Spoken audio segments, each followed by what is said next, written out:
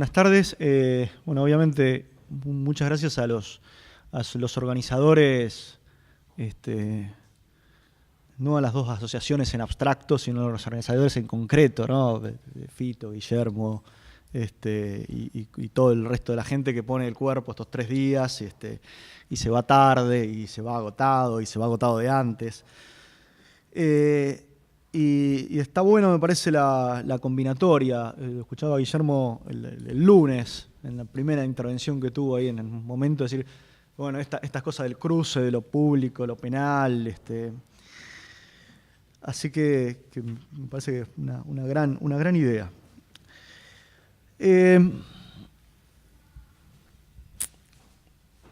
A ver, yo tenía algunos apuntes y con las intervenciones de Matías seguía agregando cosas, así que va a ser medio caótica o desordenada la intervención tal vez.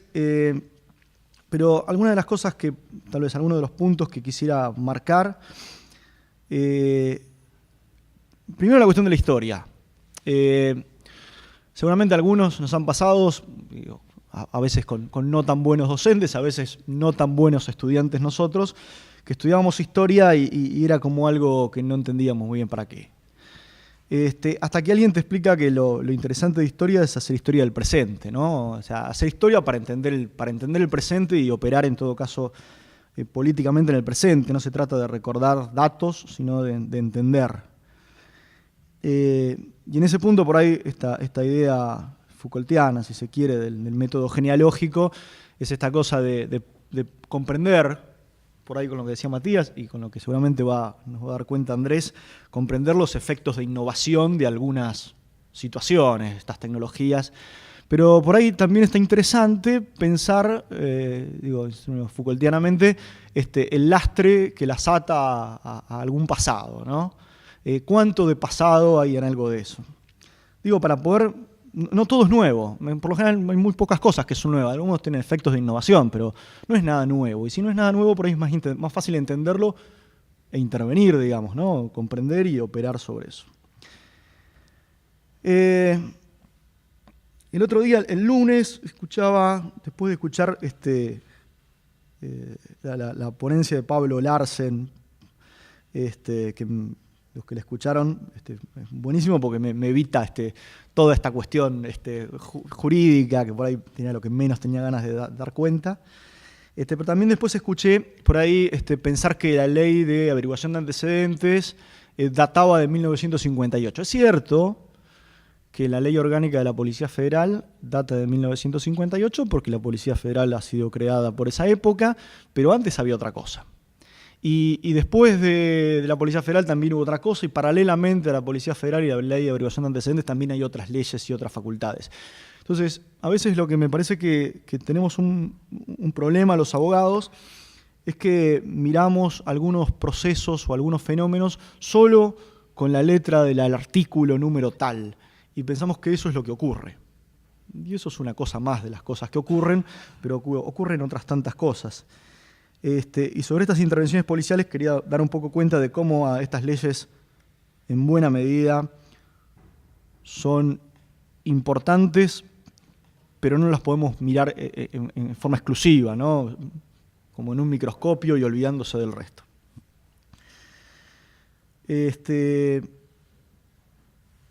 Claro, después empecé a notar cosas cuando iba hablando Matías y empecé a pensar algunas coincidencias. Fines del siglo XIX, principios del siglo XX, un par de situaciones por lo menos centrales que me trajo a colación la intervención de Matías. Una es la del espacio público. ¿Qué cosa es el espacio público, ¿no? ¿Qué es lo público? ¿Hasta dónde es lo público y hasta dónde no es lo público? Y pensaba en los patios de los conventillos. ¿Eso es público o es privado? Claro, una casa en San Telmo donde vivía una familia, el patio es privado, está claro. Ahora, cuando esas familias se mudan al norte y abandonan esas casas, en la época de la fiebre amarilla, 1800, fines de 1800, 1870, 1880, y cuando esas casas son ocupadas por inmigrantes y entonces en cada pieza hay una familia y no ya en cada casa hay una familia, el patio es el lugar público, pero ¿es público o es privado? Bueno, Ramón Falcón pensaba que era un lugar público, de hecho entraba habitualmente. Pero claro, ahí se daba la cuestión de lo público, pero no una casa. Digo, podemos discutir lo público y lo privado acá. Podemos discutir la selectividad del sistema penal y de la intervención policial sobre lo público y qué hace cuando piensa en lo público, ¿no? Y cómo se restringe lo público. Ahí tenemos otro link para hacer con la protesta social, sí, claro. Y respecto de la privacidad y también la obligatoriedad de destruir las filmaciones y las cámaras y qué sé yo, y ahí me linkeó, digamos, a la creación también en la Policía de la Capital, 1880 y algo, 1890, de la creación del prontuario. Y es interesante la normativa que crea el prontuario, que dice la policía que tiene que formar un prontuario de los delincuentes, entre comillas, ¿no? Delincuentes habituales, los LC, cada tanto digo del Código Contravencional, no el actual, sino el anterior, que hace poquitos años de Jujuy todavía se hablaba de los LC. LC son ladrones conocidos. Y cuando uno formaba el prontuario, claro, tenían que sacar una foto. A todos los detenidos había que sacar una foto. A todos los detenidos por delitos contra las personas y delitos contra la propiedad. Y si esta persona era absuelto, la foto tenía que ser destruida. Una suerte de derecho, una continuidad de la absolución. Pero el último artículo decía, salvo que sea pertinente su observación ulterior porque el sujeto es peligroso. Entonces, esto, salvo que, destruimos, salvo que, ¿no? Yo iba a empezar con otra cosa, iba a empezar con una pequeña cita para después pensar qué relaciones tiene esto con la Ley de Seguridad Pública actual, por ejemplo, ¿no? Y algo que está publicado ahora de vuelta por la Biblioteca Nacional en la gestión de Horacio González, que es La mala vida en Buenos Aires, de Eusebio Gómez, con un prólogo de José Ingenieros. Y José Ingenieros arranca en el prólogo diciendo: toda la gama de la degeneración en sus formas corrosivas y antisociales desfila en las páginas de este libro, como si al conjuro de un maléfico exorcismo se hubieran convertido en pavorosa realidad los más sórdidos ciclos de un infierno dantesco. Una escritura espectacular, digamos, salvo que el fondo de la escritura, ¿no? Que es más complicado, pero... y más adelante dice algo que me parece que tiene completa actualidad. Alguien dijo: el positivismo se murió, pero goza de muy buena salud. Dice: todos los penalistas convienen en que el delito natural difiere del delito legal. Aunque el segundo tiende a concomitar con el primero, nosotros agregaríamos que el uno es correlativo a la moral y el otro a la ley. Y después continúa hablando de la mala vida, etc. Esta idea de que hay delincuentes que nacen y el delito, la comisión de un delito, acción típica antijurídica y culpable, que estudiamos acá en la Facultad de Derecho, es solamente un síntoma. Es solamente un síntoma más de alguien que es delincuente, que es un delincuente natural.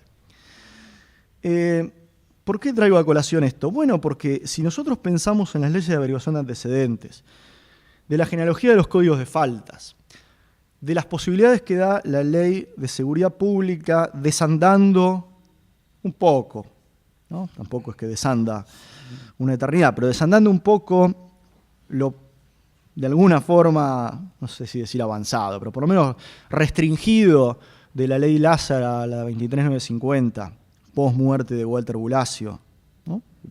Detenido en el 91 en base, con otras 70 personas, digo, ¿no? En base a la averiguación de antecedentes. Y desanda también, digo, la Ley de Seguridad Pública, algo de lo que ocurrió en la justicia contravencional. Y esto es de ahora, ¿no? La Ley 5688 permite detener más o menos al voleo. Al voleo es la misma ley que permite la vigilancia, ¿no? A mí me da la impresión que por momentos los universos seleccionables o los universos destinados con esta clase de detenciones y la videovigilancia son distintos. A veces se pueden juxtaponer, pero a veces son distintos. Me parece que en la misma ley ahí hay lógicas de selectividad también a pensar.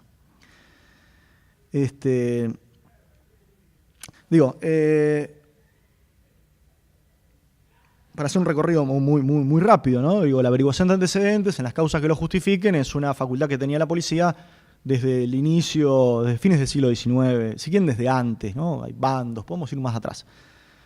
Pero una creación de la Policía de la Capital, la Policía Federal, pero esto es una regulación que tienen casi todas las provincias, de tener con facultades de averiguar antecedentes. La provincia de Buenos Aires sigue teniendo una ley en ese sentido que ya no es establecer identidad, como sería la 23950, sino es averiguar antecedentes y medios de vida, ¿no? Entonces, ¿a quiénes? ¿Por qué averiguar antecedentes? Se mencionó el otro día que hay un estudio ya bastante viejo del equipo de trabajo de Sofía Tiscornia que daba cuenta en algunos juzgados correccionales cuántas personas tienen una orden de detención vigente de todos los que son detenidos o los que eran detenidos en ese estudio para averiguar antecedentes. De cada 4.100 hay 4.400, hay uno o dos con algún pedido, digamos, y ahí podemos vincularlo esto con la proporcionalidad, con de lo que mencionaba Matías, ¿no? Como estándar convencional. Pero también existen los códigos de faltas y los códigos contravencionales, y en todos los países, en todas las provincias hay códigos de faltas y códigos contravencionales, los famosos edictos policiales que teníamos en la Ciudad de Buenos Aires, que básicamente uno hasta puede sacar una sonrisa leyendo algunos, aún vigente inclusive, ¿no? En la provincia de Buenos Aires creo que derogaron hace no mucho tiempo la contravención que llevaba pena de arresto, de quien durmiera sin causa justificada bajo puentes. Había un edicto policial de que no se podía disfrazarse sino en carnaval con la autorización firmada en la solapa por el jefe de policía. Dicen, no, esto es absurdo, ¿no? Que no se puede jugar todavía algunos bares tienen, ¿no? Que no se puede jugar a los naipes, al Patrone de Soto, que es un viejo juego anarquista. En realidad no importa el juego, importa que daba cuenta de que era anarquista, ¿no? Que jugaba eso. Pero bueno, digo, la ley de patronato también daba cuenta de eso, ¿no? Como abandono moral o material, un niño estaba en abandono moral si era canillita. ¿Por qué? Bueno, porque el único niño que puede estar a la mañana gritando los titulares de un diario y cobrando y dando vuelto y no en el colegio, es alguien que sabe leer y escribir, que sabe sumar y restar, pero que no va al colegio. Digo, probablemente un hijo anarquista, digamos. Hay que pensar estas razones de estas leyes, ¿no? Entonces hay que pensarlos con los códigos de faltas también y con los códigos contravencionales. Una de las pocas provincias que no tiene ley de averiguación de antecedentes es la provincia de Córdoba. Pero tienen en el código de falta una contravención que pena con arresto quien se niega a identificarse. Es más o menos lo mismo. En el año 91, con la muerte de Bulacio, se dio toda una discusión sobre si derogar o no la ley de averiguación de antecedentes. Bueno, se optó por restringir de 24 horas a 10 horas y con una regulación un tanto absurda, que solamente se puede detener llevar una persona a una comisaría quien estuviera cometiendo o por cometer delito o contravención y no se identificara. Si está cometiendo delito o por cometer delito en términos de tentativa, por más que no se identifique, lo van a detener igual y no con esa ley. Y si estaba por cometer una contravención, ya en el año 98, digamos, con el Código Contravencional había que hacer otra cosa, no lo podían detener por eso. Sin embargo, estas leyes, por lo menos en los años 90, justificaban 150.000 detenciones anuales en la Ciudad de Buenos Aires.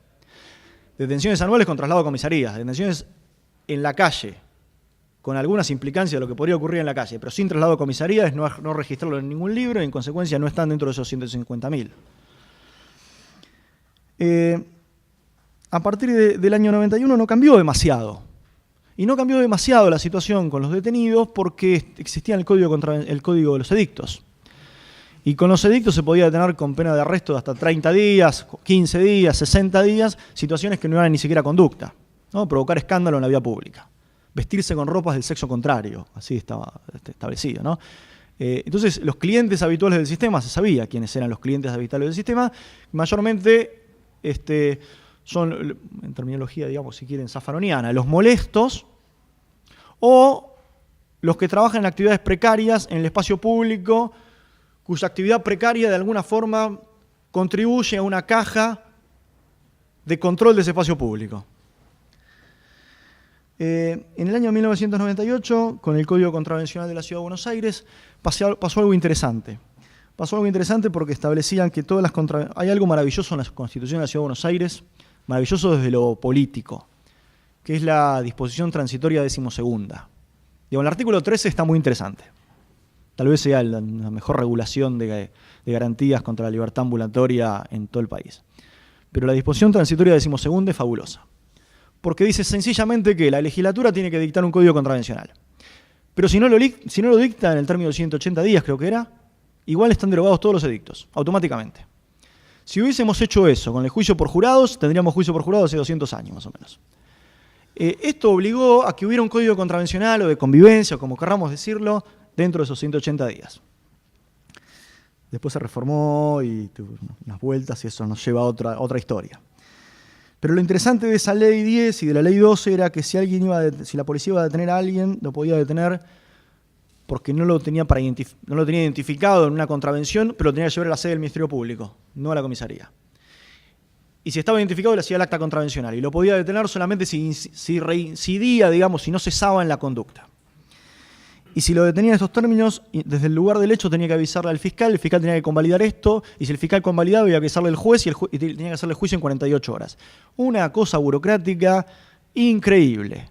¿Qué generó esto? Disminución casi a cero de las detenciones. En el año 98, yo no sé si ustedes recuerdan, pero no pasó absolutamente nada. Digo, en términos de seguridad pública. No es que a partir de esto colapsó la Ciudad de Buenos Aires. Entonces, todos los detenidos por contravenciones y por edictos, ¿qué es lo que justificaban? ¿Cuál era la razonabilidad de esas detenciones? Pero lo que pasó fue otra cosa, fue que los detenidos por edictos disminuyeron casi a cero, pero como de alguna forma había que llenar el vacío, las detenciones por obligación de antecedentes se triplicaron. Está bien, no lo podemos detener por 30 días, por lo menos por 10 horas, pero bueno, 10 horas es menos que nada. Y esa es una de las formas, entre otras cosas, de generar o de mostrar productividad en las comisarías. Comisaría que no detiene no es muy productiva. Esto nos lleva a otra discusión, tal vez un poco más larga, de cuál es el sentido no de las leyes de averiguación de antecedentes, que deberían desaparecer, sin duda, sino cuál es el sentido de los códigos de falta y códigos contravencionales. ¿Cuál es el sentido? El sentido es tratar de pensar en la lógica de la convivencia, situaciones de menor entidad que no deberían ser delitos, inclusive que no deberían tener ninguna consecuencia punitiva, por lo menos en principio, y tratar de resolver convivencia, situaciones de una suerte de justicia de paz, y en todo caso ocuparse de algunas otras cuestiones que tal vez no sean delitos, pero tengan alguna dañosidad social y sean fuertemente locales, y entonces pensarlas en términos locales. Digo, cómo se organizan espectáculos artísticos y deportivos masivos, por ejemplo.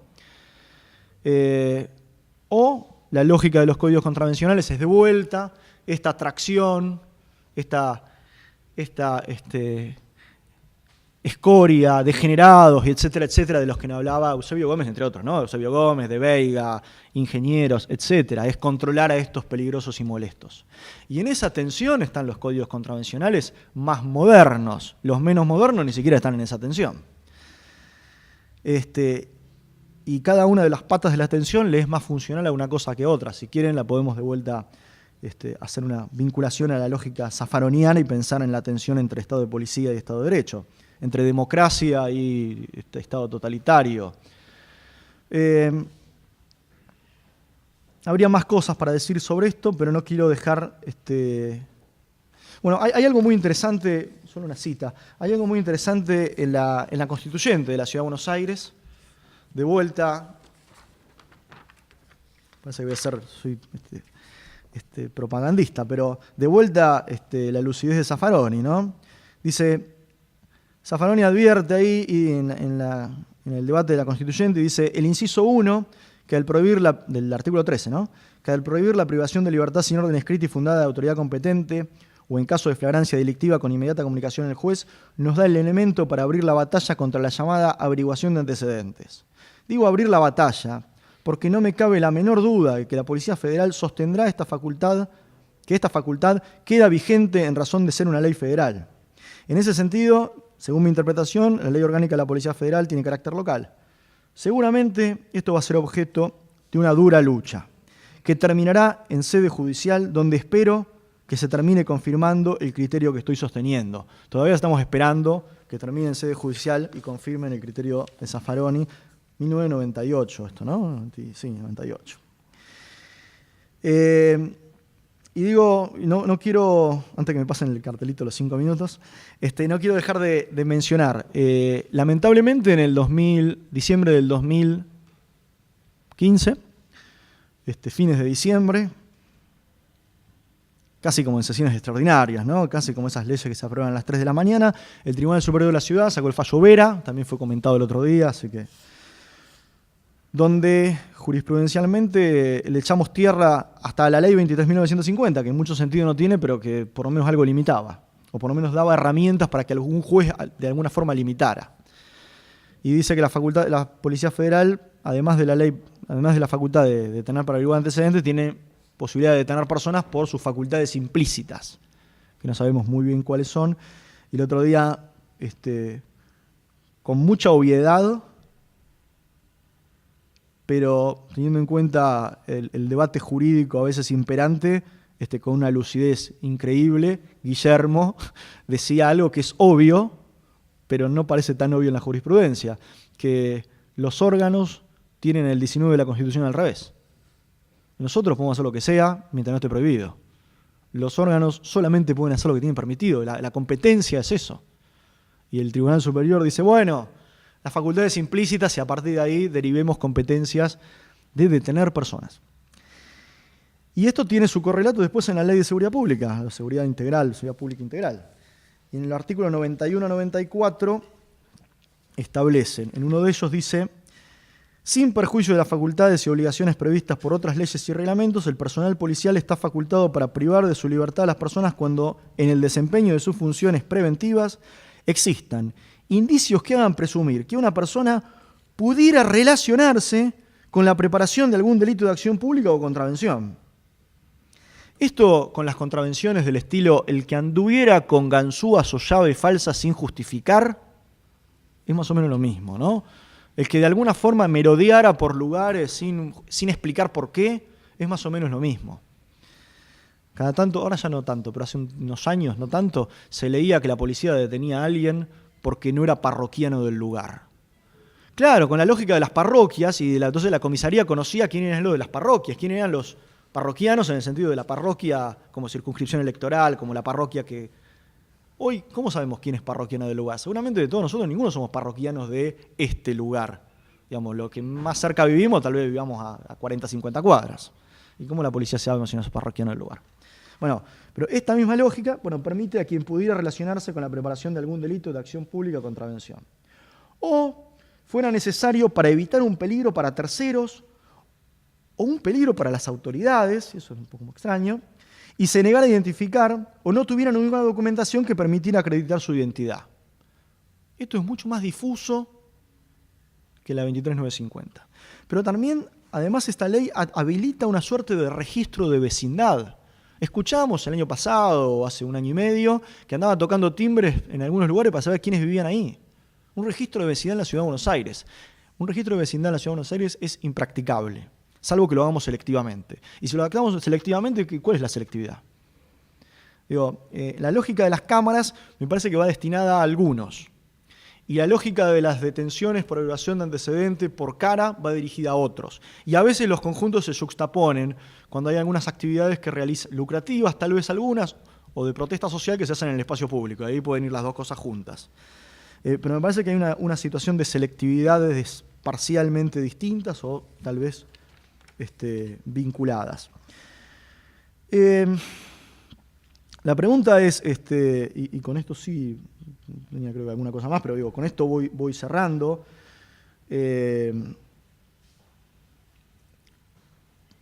¿Cómo pensar esto? La pregunta en todo caso es cómo pensar esto y cómo incidir en el campo jurídico. Los abogados tenemos un problema también en ese sentido, digamos, y nosotros pensamos que lo mejor que podemos hacer es modificar la ley. Y una vez que modificamos la ley nos vamos a dormir tranquilos. Y lo único que hicimos es, en todo caso, generar una herramienta más que le tiramos ahí en el campo jurídico, político, etcétera, que quién sabe cómo va a operar, si va a servir para algo, si no va a servir para nada, si va a agravar la situación o si la va a mejorar de alguna manera y no sabemos cómo. Y además hay que hacer estudio de campo porque lo que pasa en un lado no necesariamente pasa en el otro. Los vemos en los códigos procesales, en los nuevos códigos procesales penales, idénticos en dos provincias distintas que funcionan totalmente distintos o abiertamente distintos en dos lugares que funcionan exactamente parecido. 3 minutos. Entonces digo, la pregunta en todo caso es cómo incidir en el campo jurídico, pensar en esta lógica, si se quiere, más de la mirada de Bourdieu, en el sentido de, bueno, las leyes que regulan el campo, las leyes, no en el sentido de las leyes escritas en el código tal, sino las leyes, también de las leyes no escritas, las regularidades, ¿no? En ciencias sociales, cuando se habla de leyes, no se habla de ley escrita, artículo tal, se habla de regularidad.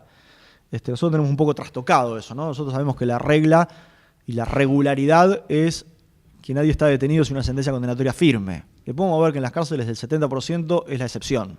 Y ya explicarle a alguien que el 70% es una excepción, exige un problema, exige un esfuerzo que es, bueno, explicar lo inexplicable. La excepción no suele ser más de la mitad más uno. Entonces me parece que lo que hay que pensar es cómo desde las herramientas de lo jurídico incidir en el campo, pero no acotarse o no contentarse con buscar una modificación legal. La modificación de la Ley 12 o de la disposición transitoria decimosegunda no parece ser una cosa fabulosa y han tenido una incidencia concreta, pero también, como una lógica del agua que busca, generó 0 detenciones o muy pocas detenciones en un sentido, pero aparecieron por otro lado que están invisibilizadas en buena medida. Así que bueno, la invitación era eso, era pensar un poco cómo pensar esto, cómo pensar lo histórico y cómo pensar cuánto de lo histórico se mantiene en el presente, modificado tal vez. Y cierro con esto, el libro tiene un estudio preliminar de Zaffaroni. Y hay una frase que me parece interesante, que dice, que es una cita que la hace, dice: creo recordar en el segundo tomo de la historia de la sensibilidad en el Uruguay, al ocuparse del periodo que llama el disciplinamiento, José Pedro Barrán afirma que un matrimonio compuesto por un médico agnóstico o ateo y una esposa de comunión diaria no tenía dificultad para acordar la educación de sus hijos, pues para lo que la esposa era pecado, para el marido era antihigiénico. Hoy tal vez tendríamos que volver a pensar estas relaciones que parece que no tienen nada que ver uno con el otro, pero terminan vinculándose y por alguna u otra razón nos parece razonable. Nos parece razonable que tengamos la patente del vehículo ahí cuando pasamos por un montón de avenidas. Y para algunos les parece razonable por seguridad, y para otros por disciplinamiento, y para otros no saben por qué.